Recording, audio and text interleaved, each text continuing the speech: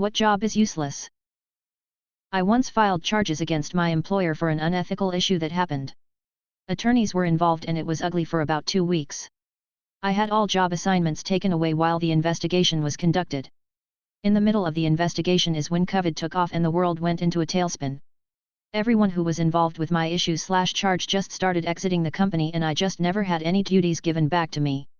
I stayed in that role for 6 months without anyone ever questioning what I did. I would come into work, and make a lap around the site, take an hour lunch and come and go as I wanted. It was a Fortune 500 and they just lost track of who I was or what I was doing. I was working on a project team and everyone just assumed my direction came from someone else. At one point the company slashed 20% of the salaried workforce and I never heard a word. When I left the company for an external opportunity they gave me a sizable exit package to resolve my charge and a wonderful review. It was the worst of times due to the anxiety of always expecting the worst, and the best of times because I was just coming and going with no direction or expectations of any kind. My very first job.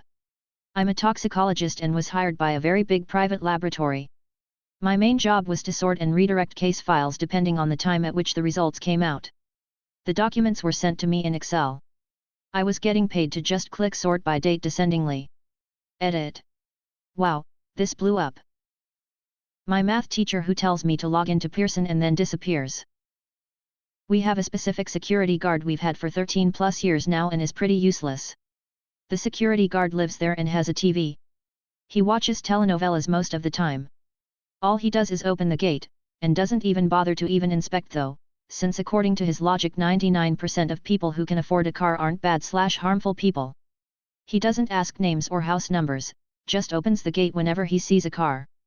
Anyone can come in if they have a car, he doesn't even inspect faces. And do you know the worst part? When moving into the Privada, you are supplied with your own control remote. The gates are also automatic. Google Pharmacy Benefit Manager. Literally their only purpose is to make more money for middlemen while fucking over the general public on drug prices. Mine. I'm a management consultant and while I have quite a bit of industry knowledge and experience my clients either have the same knowledge or they aren't willing to accept change. Oftentimes my firm gets paid a lot of money to make very little difference strategically and/or operationally. Where we do add value is in implementing enterprise-wide software solutions. Why do I stay? The money is pretty good given the futility. An elevator attendant. First floor, sir? I'll press button number 1 for you. Does anywhere still have these guys or is it just an old movies thing? Pet psychic. Our golden retriever was getting joint therapy, shoulder injury, worked with a vet, dog did swimming 3 days a week in a heated pool where he could exercise without putting weight on the joint, also did some exercises, is now fine. The place also did laser therapy and acupuncture for dogs. Someone said something about Hudson, which is our dog's name, only they were talking to another dog. Oh, they said, that's the dog psychic's dog. Apparently you could find out what your dog was thinking. I know what my dog is thinking. Most of the time he either wants what I'm eating or he wants me to throw the ball. The lady who walks around the office saying don't be on your phones, if you have time for that then you can study about the company. Same lady that is pushing hard to go back in the office, because remote work pointed out how useless that position is. Telemarketers. I don't know a single person who has actually purchased something from a telemarketer. Maybe it's something the older generation does but everyone hates them and immediately hangs up on them around me. Removed. Removed. Paparazzi. Bathroom attendants. I don't need somebody in there pulling paper towels out the dispenser just to hand it to me and compel me to tip them. What has been your most bone-chilling, hair-raising, let's get the hell out of here experience? I don't tell this story often but this seems like a good place. Back in college I used to drive up the Oregon coast on weekends, then just crash in my car when I got tired. I woke from a nap in the driver's seat and something just didn't feel quite right. It was just dusk and the light was fading pretty fast. I yawned and stretched and as I did so I turned my head to the side and just caught a face ducking down below my rear passenger window. I went to hit the lock button just to make sure and in my panic I accidentally unlocked the doors briefly and then locked them again. I stared at the window for a few minutes, knowing that someone was crouching just out of sight. Eventually, I started the car and thought I heard a scuffing sound. Whoever it was didn't reappear, but that was enough for me. As I noped out of there and pulled out back onto Highway 101, I glanced back and a bald figure in a red t-shirt with something wrapped around his face booked it into the woods on the side of the road. That was the end of that weekend trip. I drove the 2 hours back to my dorm room, white-knuckled hands locked on the steering wheel. I had to pull over a few miles down the road though to deal with the adrenaline shakes. Edit, typo. When I was a teenager I was awoken to a sudden chaos in my house. I come out of my room to see my dad but naked except for his Red Wings with a pistol in his hand absolutely tearing through the house towards the front door. My mother swoops me out of the way and locks me in and herself into my sister's room. Apparently someone was trying to break into my window and had not realized my parents' window was right by mine, small craftsman-style home. My dad woke up, grabbed the gun and chased the dude down the street naked with a gun at 3 a.m. Screaming, "I'm going to find you motherfucker."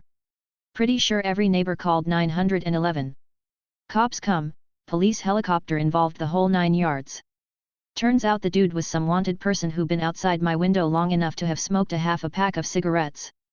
Probably the only reason he didn't get in was that we had storm windows. Which is what he was trying to pry off when my dad woke up. They did end up getting him hiding in a neighbor's shed. Now I was born when my dad was only 21 and I was prob under 15 at the time, so he's only mod 30s. My dad was a construction worker who was like 62 and he started going bald young, so he shaved his head and had a huge goatee. He was very menacing looking when he wanted to be. Thank God no one had security cameras at the time, because the image of that angry naked man with work boots on running down the middle of the road kept the neighbors' tongues wagging for months as it was. This was the mid-90s. 2019 summer, I was house sitting for my dad while he was away for work. The house is in the middle of nowhere and barely even on Google Maps. Usually when friends would come over I would have to drive to the top of the nearest paved road and lead them down a few more paved streets to my dad's place. I had had a few drinks with friends and been dropped off by a friend that lived close by. He dropped me at the side of the house because it was easier for him to turn around there. So I walked up the stairs and entered with my key through the side door that led to the kitchen. The kitchen overlooked the front garden, but the front door was nestled into a small porch and wasn't visible to me. I saw a movement in the front garden while I was making tea in the kitchen and immediately turned off the lights. There was a man trying to look into the kitchen windows from the garden. He ended up walking around to the wall-to-ceiling glass doors around the back of the house, cupping his hands to the glass and trying to look in. I wasn't completely sober that night, so I remember just thinking the situation didn't seem real. He couldn't see me in the dark, but I was hiding behind the wall that separated the kitchen from the dining/lounge area, open floor plan. I had stupidly not locked one of the glass doors closer to the front door and he started entering the house, in the pitch black, not realizing I was maybe 10 feet away from him. I had already called the friend who had dropped me off as I knew he was still nearby. Cops would have taken at least 30 minutes to get to me, knowing his parents, ex-military, kept a gun in a safe in the truck. I remember just wanting to run, get out of the house ASAP. The situation didn't feel real at all, like something from a movie. I was acting on adrenaline. But if I ran, I'd be alone in the middle of nowhere with a deranged man chasing after me. As the guy walked further into the house, I stepped out and pulled a knife on him. Again, I was not sober, it was a very stupid thing to do. He tried to incoherently make conversation, but I got him out of the door just as my friend pulled up with his gun. The dude bolted to his car that was parked in an area concealed by trees on the property. Turns out he was the gardener. He had been keeping tabs on me, knew I was house sitting alone for my dad while he was out of town, was very high on meth, he admitted to me while I had the knife out, and had been waiting on the front porch for me to come home. Except I had used the side door that night, something I never usually did. If I hadn't have used the side door that night, I have no idea what would have happened. I also have no idea what would have happened if my friend hadn't come back when I called him, because the guy was starting to get aggressive and trying to come towards me right when my friend got there with his gun out. We like to joke about it now, but it was the worst scenario I have ever experienced, where I wanted to just run and get the fuck away. Was walking from a local shopping mall to the train station so I could go home. The shortcut went through a huge long tunnel and was out of sight from the road, and wasn't used unless you knew the area. When I got to the tunnel I looked up and saw one guy standing right at the other end of the tunnel, in the middle, just looking in my direction. Like he was waiting. Every hair on my body stood on end. I felt like I needed to vomit, and before I knew what I was doing my feet turned me around and started walking fast away.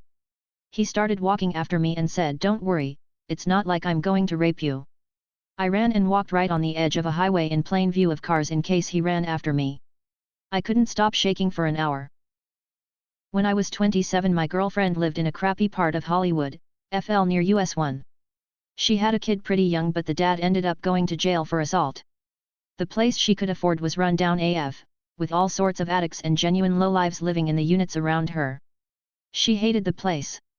She couldn't move in with me because I was just renting a room where I lived. It was better than living at her parents' though, drunk abusive dad, addict mom.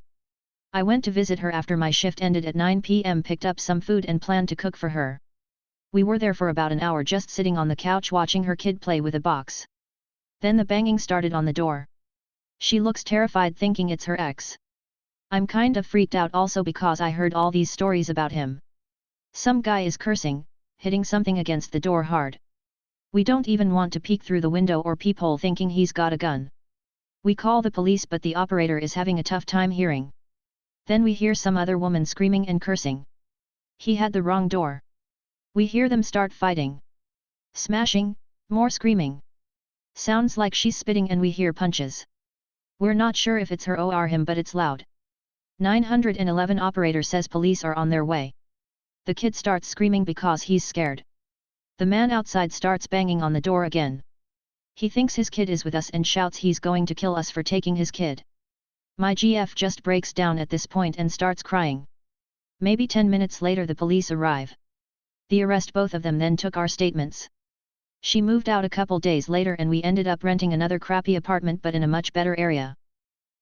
One time I was out in Colorado with some buddies hiking near the top of a mountain. Some bad weather started to roll in but the top was only 15 minutes away, so I went ahead while they went back down. As I was getting to the top I felt static in the air and the hair in my head started to stand up.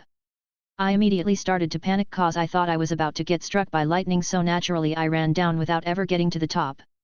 I'm not sure if I was gonna get struck but I sure as hell wasn't sticking around to find out. Hiking in the Rocky Mountains, on a trail I knew pretty well. I was leading a group of kids, maybe 20 or so middle school aged children from the camp where I worked. I turned a corner and saw a jawbone of a deer. Pretty cool, showed it to the kids. Didn't have any flesh on it, so I assumed it was pretty old. 100 feet further down the trail I find another bone. Femur maybe. I specialized in insect populations, not deer anatomy. This one looked a little fresher. Another ways down, another bone. I'm getting a little nervous at this point, so I explain that we should probably turn around and head back. My students all groan that they want to see more dead stuff, but I shepherd them down the train and back to camp. 2 days later we got a call at the camp that someone had been attacked in the area by a mountain lion. Apparently a mountain lion had set itself up in the caves on the cliffside and it had gotten pissed when someone got too close. I'm glad we left the area, even if my students would have loved to see more dead stuff. Possibly fighting a house fire, and realizing that I had very hot feet. Through concrete-soled boots? My officer and I immediately noped the fuck out. Hot feet mean you're standing above a fire. As fire burns upwards, it's weakening the floor beneath you. So we were about to plummet into a basement fire. Best friend and I were heading down a mountain from scouting bighorn sheep a little before opening day for hunting season. It was already pretty close to a 20 kilometers day of hiking through the mountains. We were roughly a couple of kilometers from the truck, hiking along the bank of a dried riverbed when his dog stops dead in his tracks. We thought he heard a squirrel or something like normal, so we keep walking. In an absolute flash, a bear, must have been a black bear, gets up about 25 feet from us and bolts off into the bush so fast that he was probably over 100 feet away before I would have even been able to get the bear spray out of the holster on my belt. I just wanna say this, if you and a bear startle each other, and he decides to attack, you are 100% fucked. I have never seen something so big move so fast in my life. I worked a lot in remote areas of West Texas, servicing oilfield related equipment. One time I was out in the middle of nowhere as usual and to the northeast was a butte, an isolated hill that's bigger than a regular hill but smaller than a mountain, but everywhere else around was pretty flat. There was one road in and out of the site I was at. At some point when I was working on a control box, I had the overwhelming feeling that I was being watched. I scanned the horizon, looked all around the butte, and went back to work. This happened a few more times within several minutes until I finally saw something move on the side of one of the rock outcroppings on the butte. I went to my truck, grabbed my binoculars, and the figure hid behind that outcropping. It was definitely a human. I glassed him for a good 20 minutes and I could see him peek around every couple of minutes. Eventually he leaned out so far that I could see the silhouette of the barrel of a rifle slung around his back. At some point he was hidden behind his rock for a while and the next time he peeked out, I couldn't see the rifle. He had either put it down somewhere or he was now holding it. I immediately felt a sense of impending doom. The hair on my arms and neck was standing straight up. I very quickly collected my tools, got my AR-15 from behind the driver's seat and sat it on the passenger seat, and tore out of there. I sped down the dirt road, almost clipped the cattle guard, and started cruising down the highway just as the adrenaline started to wear off. I remember the metal taste in my mouth and having to grip the steering wheel to keep my fingers from twitching. A few miles down the road, a maroon Suburban full of guys was pulled over on the oncoming side of the road. They definitely weren't oil field workers, shades all around, buzzed heads, all intently looking at me. I expected them to pull a U-turn and pursue me, but they didn't.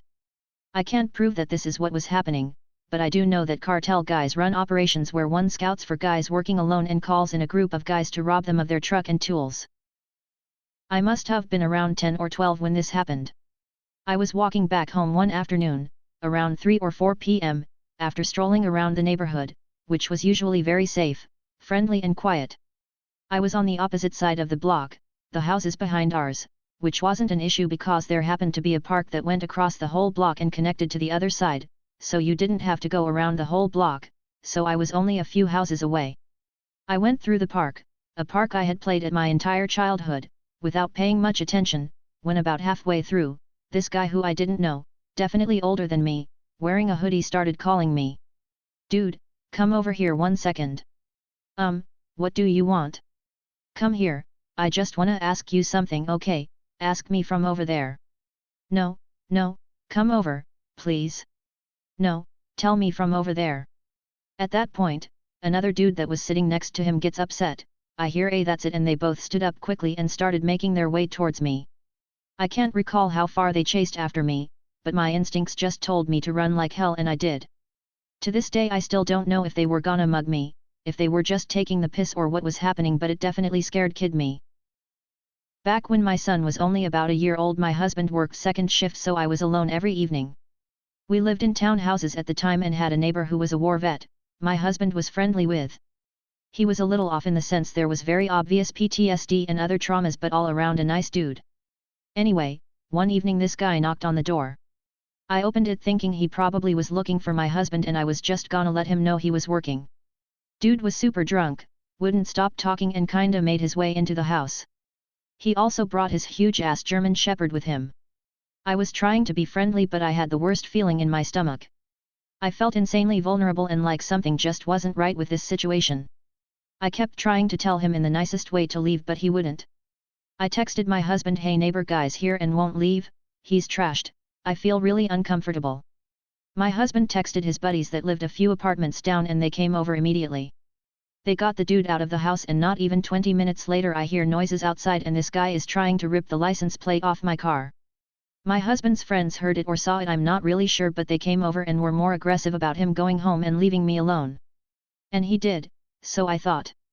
Few hours later my husband gets home and sees this guy hanging out crouched behind some cars. He goes up to him to ask him exactly what the fuck he's doing. I don't know the exact details because I stayed hiding in the house, but this guy had ropes and some other weapon on him and full intentions of raping me that night. It makes me sick to think that if my husband's friends wouldn't have came over as fast as they did to help me, my poor son would have watched something horrible happen to me. Or even what he would have even done to my child. I was in an upstairs lab in med school, just a friend and I practicing surgical skills. There was a main enclosed staircase down to the lobby/classrooms and a weird outdoor stairwell that nobody ever used except in fire drills. It wasn't a fire escape, but the old main entrance to the lab classroom. When I put my hand on the door handle to the main stairs, I was filled with a weird sense of get out. Not that way. Just absolute fear, I felt trapped and anxious. For the first time in 3 years, I said, "Let's take the outdoor stairs." My friend had literally no idea there even was another exit. The next day we found out that at the exact time we were taking the outside stairs, one of our classmates was pulling a gun on the admin and students in the lobby at the base of the main stairs. He'd been kicked out of the program for his grades and snapped. My friend still talks about it and tells people to always trust my instincts. I actually asked her to stop telling people, because I felt so weird about it. I'm sure I just heard something in the distance that gave me that feeling, but Gavin de Becker would be proud. A lot of years ago, I was working at the Cincinnati airport as a ramp agent for, now defunct, Comair Airlines. I was working a departing plane, by myself, so I was hustling around to get the baggage door closed, signaling the pilot on engine startup procedures, and I still have to unplug the power cart and marshal the plane out. The power cart was a diesel generator, parked behind the starboard wing, the cable plugged into a jack on the plane's belly. The pilot signals me to disengage it, so I acknowledge him, and run from my position in front of the nose, out toward the wingtip, and back in, following the trailing edge of the wing.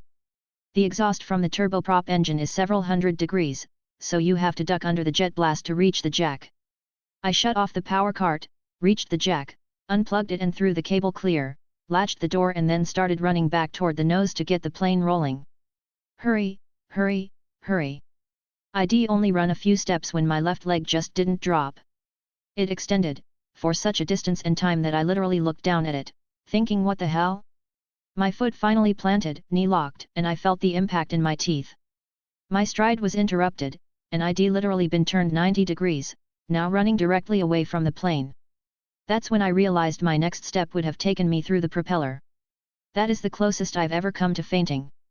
I have no idea what caused that change in stride, but I am certainly glad of it.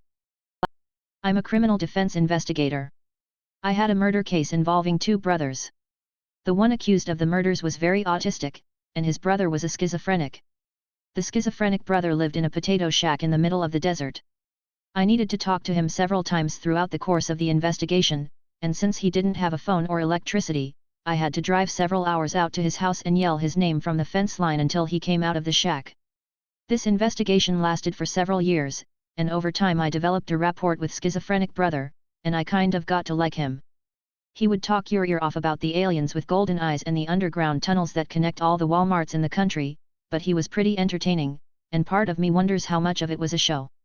Schizophrenic brother eventually gets a girlfriend. She's a tweaker who has mistaken his schizophrenia for meth-induced psychosis. I talked to her a few times in jail when she was sober, and she was surprisingly charming and insightful. The last time I go to see schizophrenic brother, it's a dark winter night and tweaker girlfriend is there. She's lurking in the shadows and staring daggers at me the entire time I'm talking to him. I cut off his conversation about the speakers in his fillings and walk back to my truck to leave. A minute later, schizophrenic brother comes running out and tells me that he wants to show me something in his shack. He's never invited me inside before, and I'm not thrilled by the prospect. The whole thing feels off to me, so I tell him I have to get going, and start the truck. The look of relief on his face when I declined to go inside convinced me that tweaker girlfriend was waiting behind the door with a hammer or something. A few months later I learned that she shot him in his sleep and stashed his body in an old refrigerator. She has since pleaded guilty to his murder. Edit, rapport, not report. Former actors at Disney parks, what's the weirdest thing that happened to you while you were in character? I squeezed Goofy's nose when I was little and he pretended to cry and I still live with the shame. Dated an actress, the weirdest she had was a man asking for him to be in the suit for an hour. He offered her $3,000. I was playing Goofy inside a restaurant and I got swarmed alien style by a horde of 10 kids. Unfortunately while I was playing around with them the inner hood below the mask slipped over my eyes and I was completely blinded. We had assistants around whom we could signal for help by flapping our arms, but the kids had made it a game of attaching themselves Tarzan-like to both my arms and to raise them I would have had to lift 3 to 4 kids per arm, dangerous even if I'd been strong enough to do that. I found myself blind and completely rooted to the spot, unable to ask for help and with nobody realizing that I was in trouble. I spent like a solid 10 to 15 minutes in that sort of limbo reflecting on the life decisions that had taken me there until the assistant came over and whispered "Set is over dude" and I finally managed to signal something was wrong. Edit, by 10 kids I meant kids under the age of 10, sorry I really did phrase that with my ass lol. I dated a girl that played one of the fairies for the Tinker Bell place. Beyond the pretty much daily occurrence of old dads hitting on her, she was 19 at the time, the weirdest thing to happen to her was a woman with a 4-year-old little girl was all excited to get a picture with Tinker Bell, who was busy, so my ex volunteered to do pictures and entertain the little girl while they waited. The woman was a bitch about that idea, rudely saying she was here to see Tinker Bell and not off-brand fairies. So just shrugging it off, my ex moved on. A bit later, she hears a commotion and Tinker Bell is obviously upset, and security shows up. Apparently, this woman was Tinker Bell's bio mom and had taken her granddaughter to Disney, just to violate the restraining order against her. Disney jail is a real place. Somebody offered me $400 to have sex with him while in my Goofy costume *, makes awkward Goofy laugh. I was a mouse height performer at Disney World around 2013. Can unfortunately confirm groping happened from time to time and it was incredibly uncomfortable. We were trained to move away if we could and signal to the character attendants to escort the guest away if it happened. One time some guy thought it appropriate to pick me up completely off the ground in a bear hug. The head pushed back and, because the inside is connected to us with headgear and a chin strap, my neck bent back with it and it hurt like hell. Not a weird story, but one of my most memorable guest experiences was meeting a little blind boy as Mickey in Epcot. I gently guided his hands to the soft ears, then the nose, and bow tie and he was laughing and his smile lit up the whole room. I still get emotional thinking about it. Interactions like that made it all worth it to me at the time. Never was an actor, but when I was a kid at Disney World in the 70s, I watched Chip get into a fist fight with a young 20-something guy. The guy's girlfriend wanted him to do a picture with Chip and Dale, but he didn't want to. Chip grabbed him in a headlock and his girlfriend snapped the photo. When Chip let go, the guy came up swinging. Dale had to jump in and break them up, as Chip started swinging back. For a kid of 12, it was awesome. I used to work at a different amusement park that featured similar costumed characters.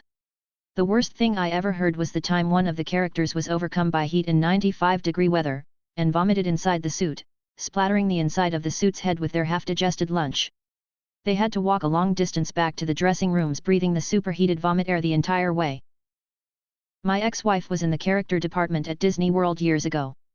She was always getting injured by guests. From macho men wanting to see how strong of a grip Mickey had, to grabbing hold of Donald's bill and yanking really hard. Pulling noses, beaks, ears, etc., can really hurt people. Another person was dressed as Daisy Duck and got tackled by a guest and knocked out cold. When she recovered, she pressed charges.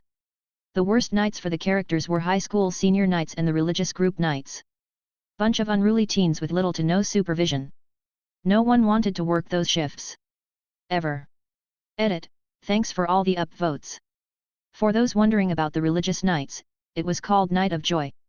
Usually had a few religious pop/rock groups that gave small concerts while the park was open. The kids/teens were just not properly supervised, and they acted wilder than you would think on this sort of night.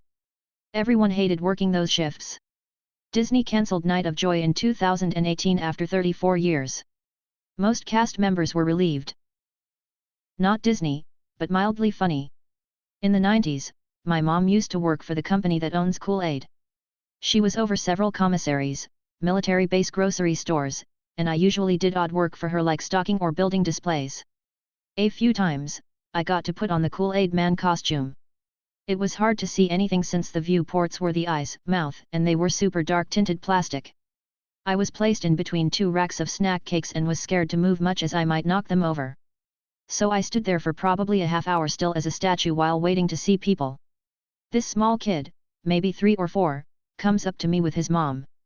His eyes were so big and he was adorably in awe. I saw him and bent down to say hello and scared the living hell out of that poor kid. He bolted directly away from me, screaming in terror. I lumbered after him for about 5 steps trying to placate him and tell him I was friendly before realizing I was just making more nightmare fuel for this poor little dude. His mom was laughing so hard she fell on her ass. Not a cast member but either Mickey or Minnie cut a very audible fart while posing with my wife and me. It must have been awful inside that Dutch oven of a costume.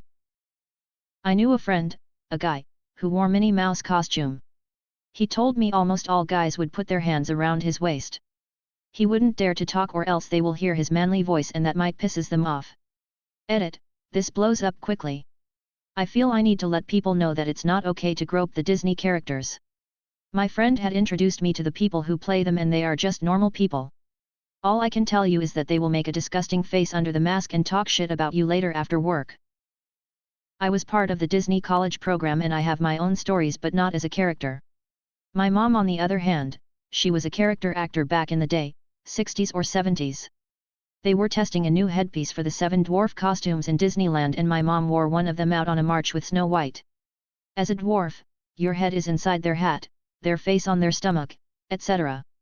Being Anaheim, it was really hot that summer day and as they were going around following Snow White a little kid saw my mom Doc. He ran up to give him/her a hug.